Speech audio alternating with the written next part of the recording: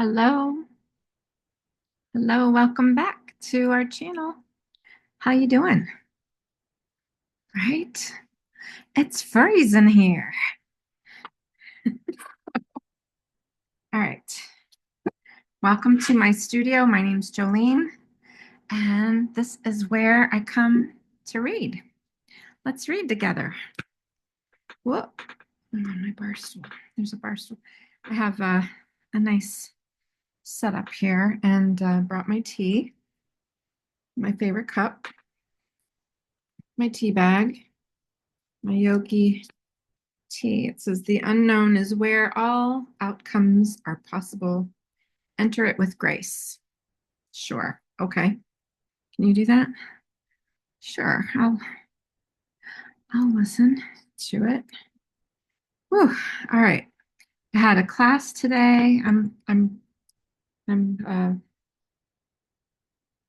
diving into Carl Jungian type of archetypal tarot and psyche. So that was my class today. These classes are pretty messed up. Went out and had coffee slash lunch with an old friend from 10 years ago, and that was fun.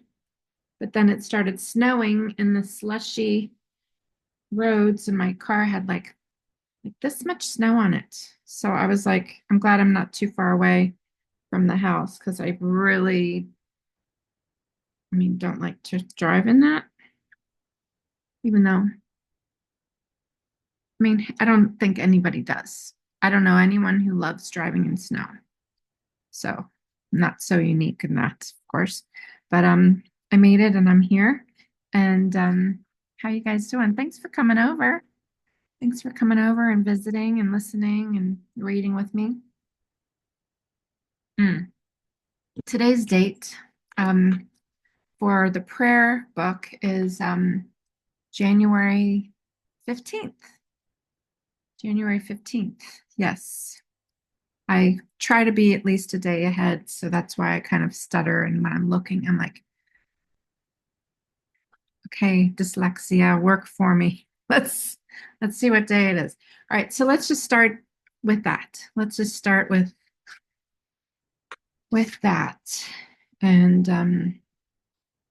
I have one of my moon paintings that I worked on. I just never felt like it was finished, but I think it's finished enough, right? Sometimes things are just like done. And I didn't do any writing today, but I'm working on it. I'm planning on working on it tomorrow. So hopefully there's no um, other things that come up. But if they do, just ready to go with the flow. And but how are you guys doing?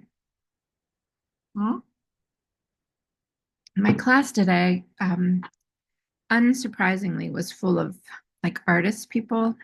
So I feel like, okay, I'm with my people.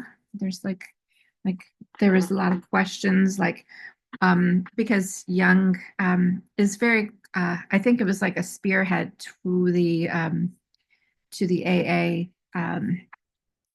12 steps, getting close and making friends with the shadow self. So that's why like what's led me to Carl Jung's work.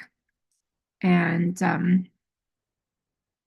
so yeah, I feel like it's a good blend of meaning and but it adds more of that spiritual sense that I personally always look for. And then so anyway, the artist thing. There's like because there's like ways to do like to work with your like the ultimate goal is to connect with your self and your higher self, right?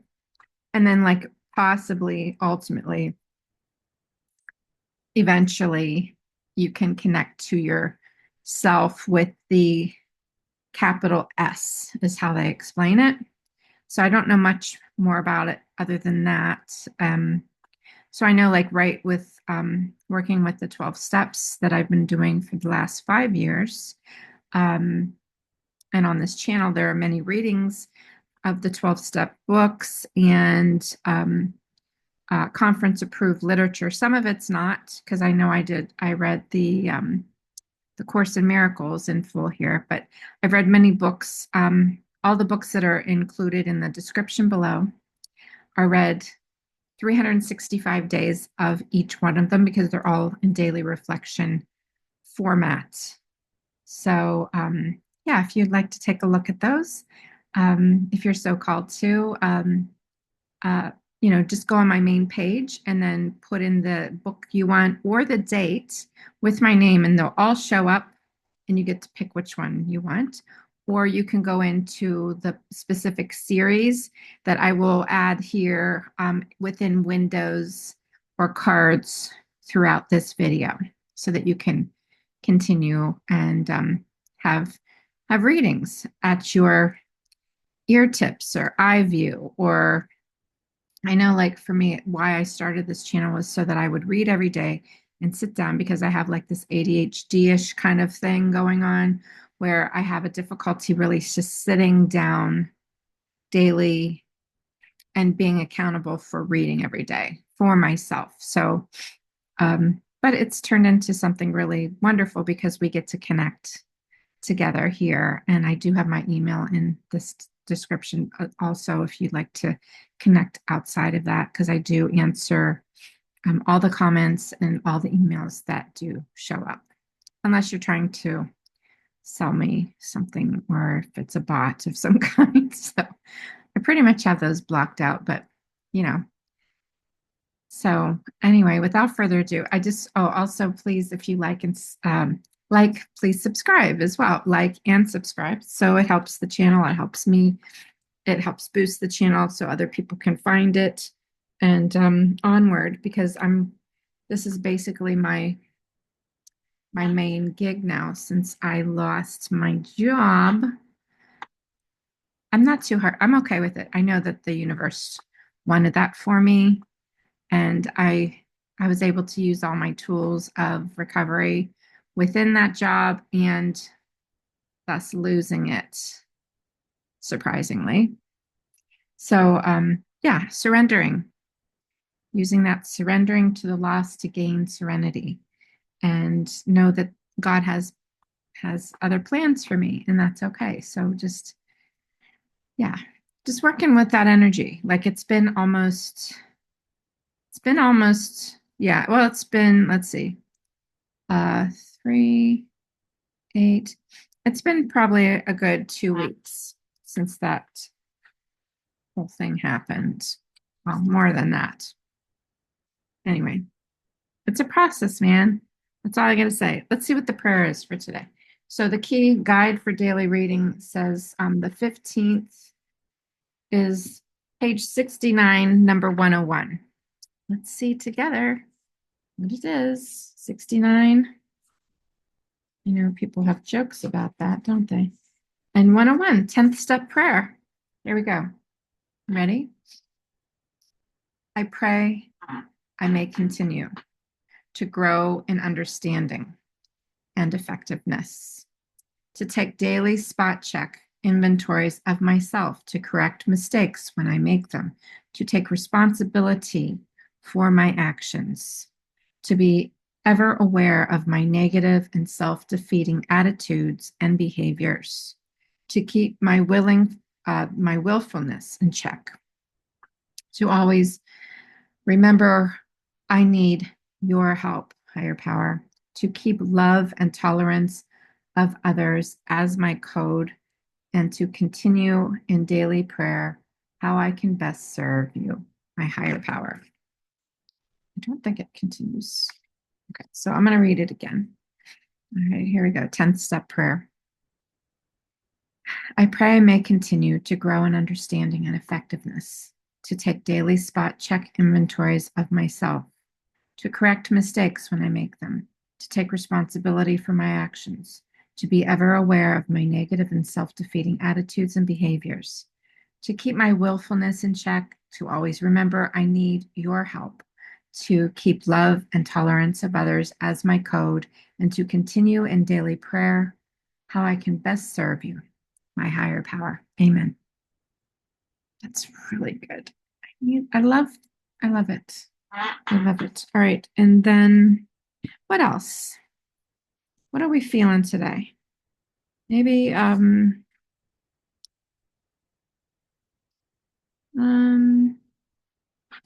I don't know. Let's read some of this today. The Untethered Soul. So some of you know I have two of these books that were given to me during my first well, one was given to me by someone in recovery who's dear to my heart. Who we He gave this book to me that was given to him to read, uh, and it was before I went into recovery. It wasn't. He was sharing it because it probably touched his heart and hit chords, because it's not a conference approved literature, but it's a self-help and transformation book that's pretty popular out there. And this is by Michael Singer. All right, so I'm going to open up to where I had left a page mark, because I think we left off a few days ago um, from this. And I don't know if it's relevant, but the chapter is called Contemplating Death. So it may sound dark, but hopefully there's something that you can get out of it. I'm hoping there's something I can get out of it.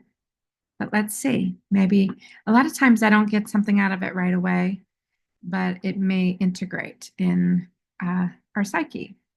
So it's page 161, The Untethered Soul, if you are following along. Okay. And you can pause this anytime to go get the book, or you can, um, I mean, of course, you can do whatever you want. You have my permission and you don't need my permission. But I was just like giving a suggestion. Sometimes I need suggestions or AKA permissions to have a different idea or perception. Like, okay, you can re-listen to this, or you can listen to it when you're cooking a meal, or you're driving home from work, or stop and start to maybe listen to the prayer again, right? So it's your day, it's your way. Okay. Take what you like and leave the rest. Throw it away. Throw out the things that don't resonate, or if they like irk you. A lot of times things, if they irk you or they make you upset, it's like if you spot it, you got it. Maybe you don't want to hear that. But I know that I was like, a lot of times, even if I spot it, I got it, with someone or something like that I've shared here, about somebody that's bothering, like, I don't know what it is.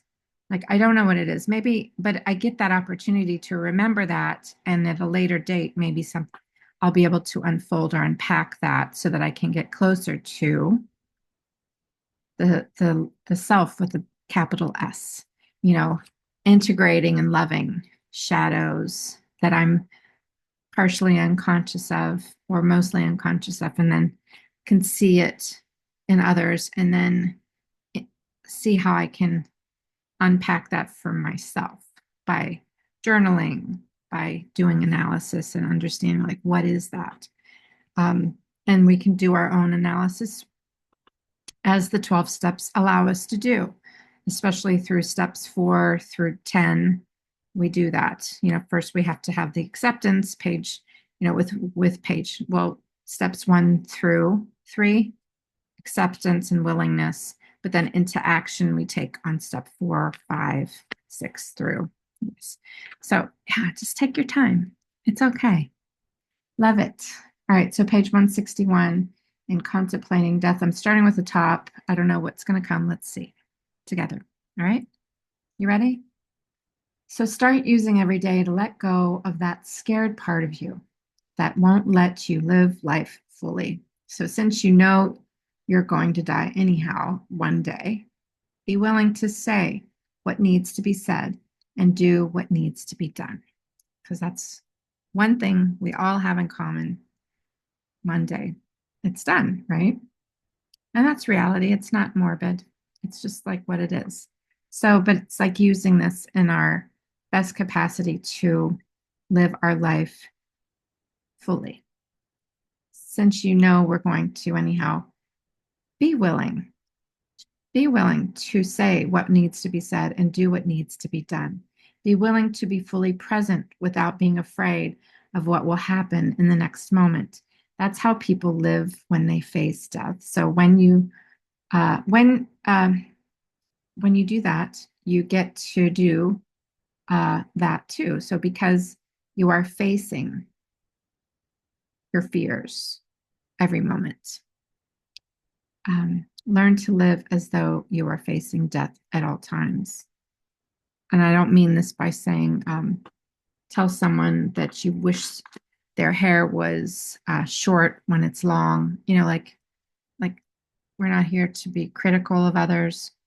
That's not the point. Like, oh well, I need to say it. I need to tell them that I hate them, or no. Like we're not here to hurt other people. That's part of the step work. So if you're just finding this now, be kind to everyone, to everybody, no matter what. It doesn't hurt ever to be kind to other people. Like, you know, learn to live as though you're um, facing your fears at all time. You'll become bolder and more open. If you live life fully, you won't have any last wishes. You will have lived them every moment. Only then will you have fully experienced life and release the part of you that is afraid of living. There's no reason to be afraid of life. And fear will fade once you understand that the only thing there is to get from life is the growth that comes from experiencing it. So um, life itself is your career. That's your career. It's your interactions with life is your most meaningful relationship. So everything else you're doing is just focusing on a tiny subset of life and the attempt to give life some meaning. So what actually gives life meaning is the willingness to live it. Again, what actually gives life meaning is a willingness to live it. So it isn't any particular event, it's the willingness to experience life's events. Willingness is so beautiful. So, what if you knew that the next person you'd see would be the last person you'd ever see? You'd be right there soaking it in, experiencing it. It wouldn't matter what they were saying. You just enjoy hearing the words because it would be the last conversation you'd have. So, what if you brought that kind of awareness to every conversation? That's what happens when you're told that death is around the corner. You change, life doesn't change, you change.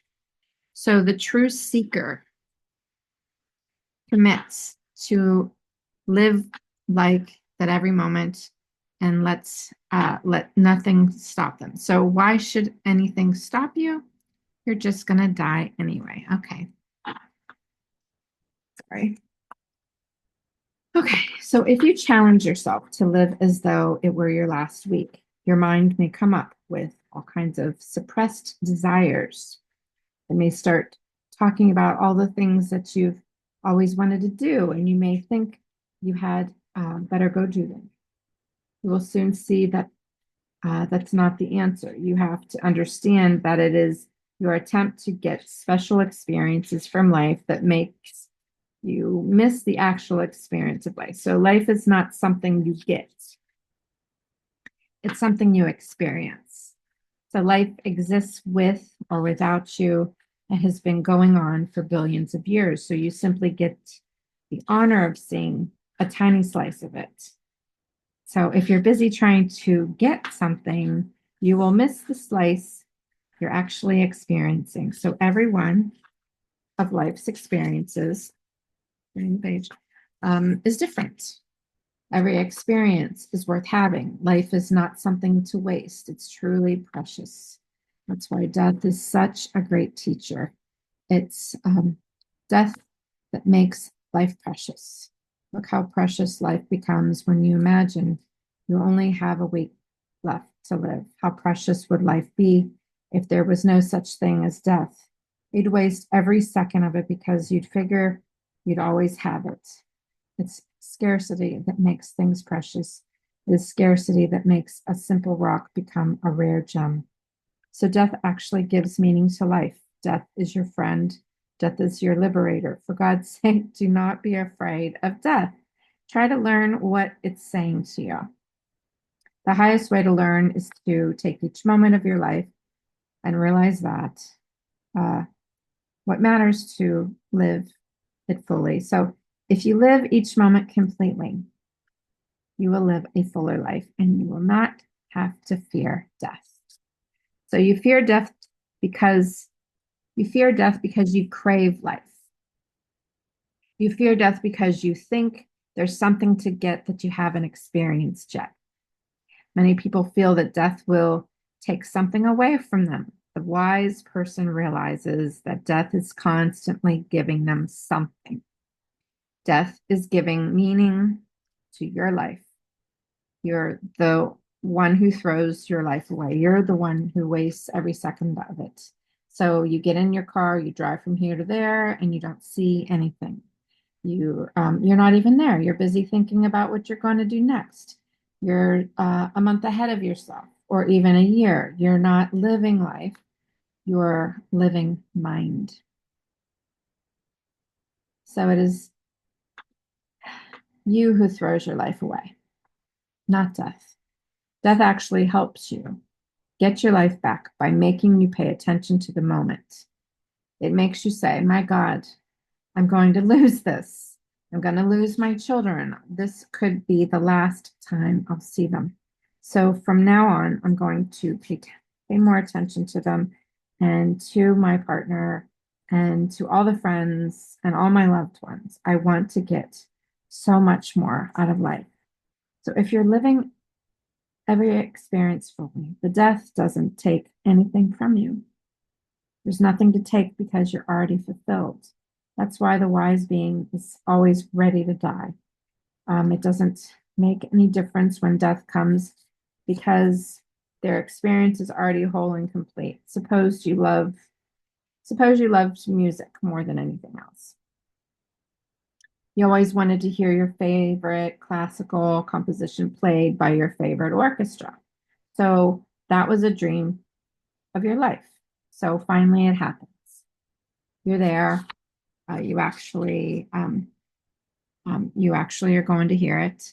It completely fills you. The very first notes lift you to where you needed to go. This shows that it only takes a moment to become absorbed in a transcendental peace. You really don't need more time before death. What you need is more depth of experience during the time you're given. That is the way to live each moment of your life.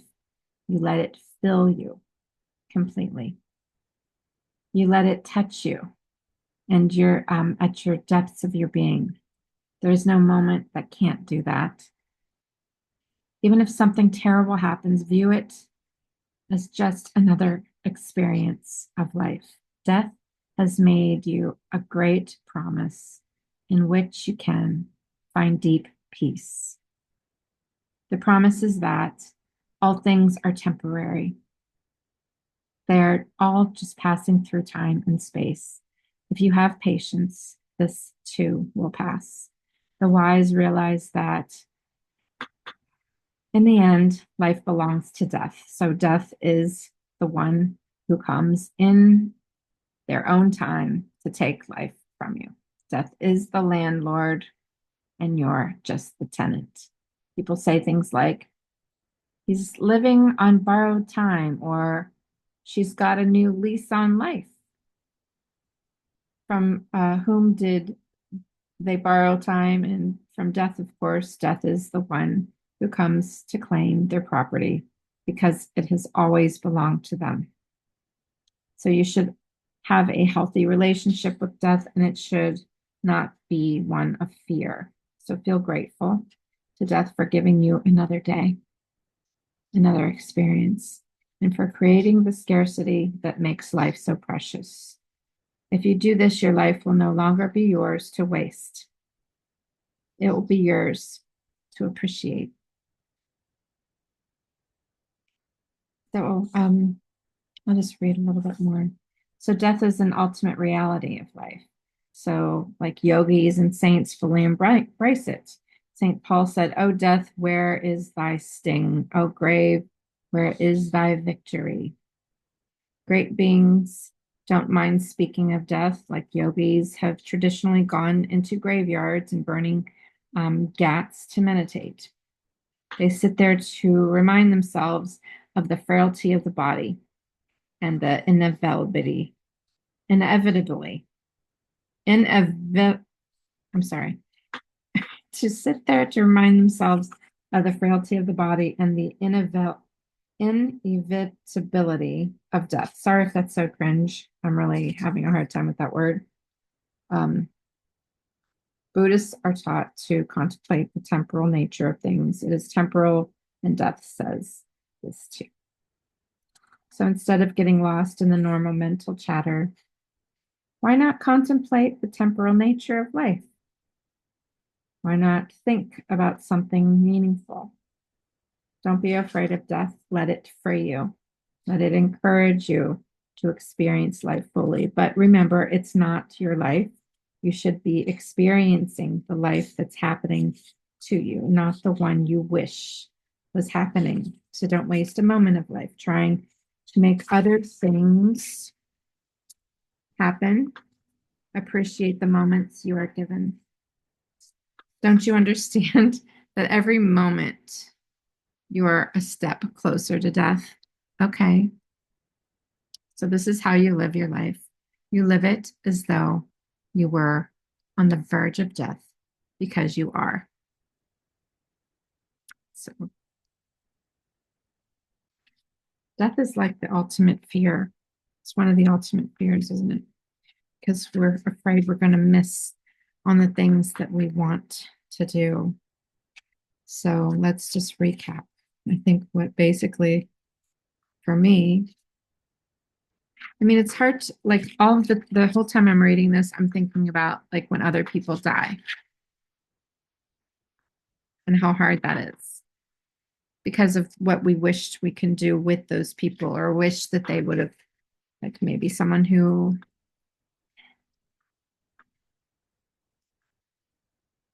right? We wish that maybe the person that you love so much would have seen how wonderful they were and that you would have had a better relationship with them, like a parent or a grandparent or a partner that's no longer here, right? That's what's coming up for me. But I can't control any of that, but I can use that as an example of appreciating what they showed me with their life, what they did for me with their life, whether it's positive or negative or both. And to be able to balance that, again, working with the shadow, integrating and loving it so that you can connect to your higher power. And then integrating all of that within yourself and being okay with it and knowing that this is just how life is. And to, in every bit of life, like losing a job, maybe looking at that, that's the plan and that's okay. And I'm gonna love life anyway. You know?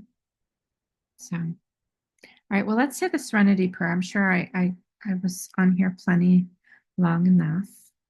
Maybe you can listen to this while you're trying to take a nap.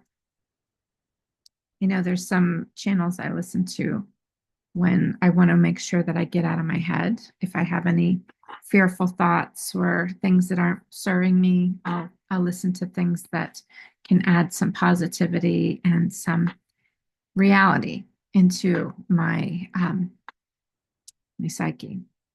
So hopefully this can be that for you as well. So serenity prayer. God grant us serenity to accept things we can't change. We can't change other people, places, and things outside of us. We can't change their attitudes or their actions or their perceptions or the time that they have here. To have the courage to change the things we can by doing the work in ourselves, having the courage to change and the wisdom to know the difference. So, excuse me, God's will, not mine, be done. So keep coming back. It works if you work it because you're worth it. And I love you. And I'm choking. Sorry, not literally, but I'm going to sip my tea. Yeah, eyes watering. All right. So I love you. And I will see you, God willing, tomorrow. So come and see me tomorrow. Okay. Like, subscribe, share this content with somebody else who may benefit. All right. Love to hear your comments as well. All right. Check out the other videos and I'll see you tomorrow. Okay. Love you. Bye.